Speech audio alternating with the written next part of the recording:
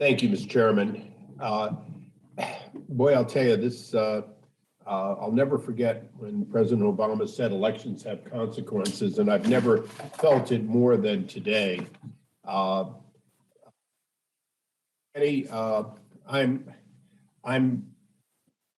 perplexed. What is it at the docks that makes 100+ ships sit out there, and what is it that makes those containers cost $17,000 a piece if you can find them, instead of $3,500, which was the rate on the last day that President Trump was in office? Is it some sort of mystical hand of Archer Daniel or some large wholesale buyer, or is it Albertsons or Kroger? Apparently, it's one of them, isn't it?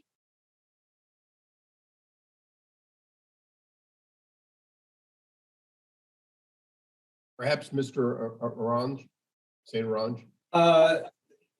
St. Ange. Thank you. Yes, the ports themselves are a huge part of it. The unions, the longshoremen unions who run those two Southern California ports, they have for years fought automation.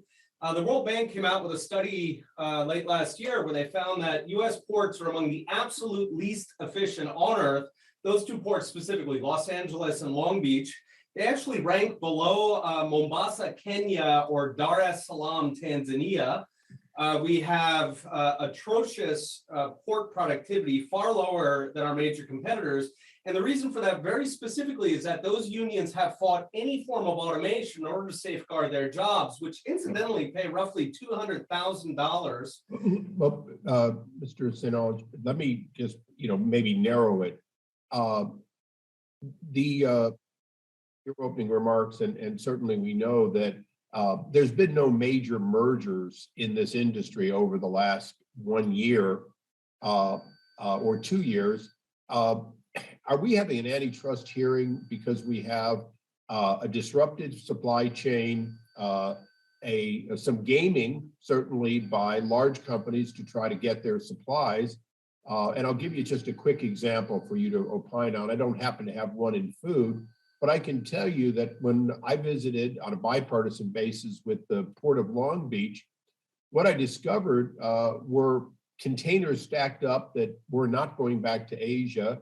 So ships were going back empty. But I also discovered a number of and this included the longshoremen, explaining to me that large companies were buying whole ships in order to get their goods. That includes Amazon and so on.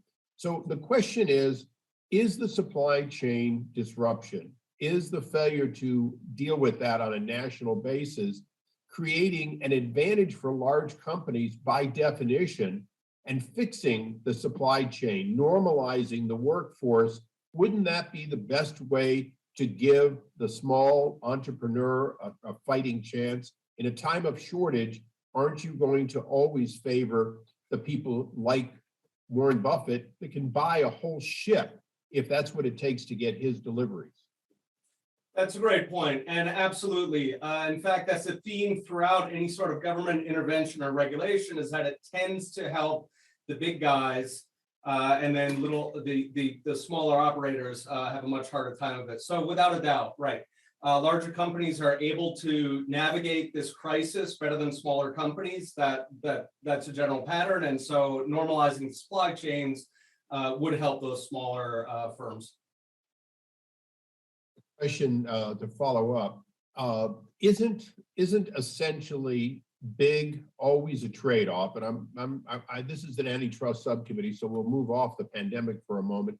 Isn't big, including our witness from Northwest Ohio, who struggled to go from a few stores to over 100 stores, isn't big always a trade-off of economy of scale versus, quite frankly, coming up against the antitrust laws? Isn't that always been a trade-off where you struggle to get as much economy of scale, as much market advantage, until or unless you come up against these laws, which are designed not to give you an unfair advantage? Absolutely. And it's important in this discussion to remember that what's driving bigness is consumers. Consumers want lower prices. They want affordable goods that are of high quality. This is not some nefarious conspiracy. Consumers want lower prices. Now, large firms still compete very vigorously. Coke versus Pepsi, Burger King versus McDonald's.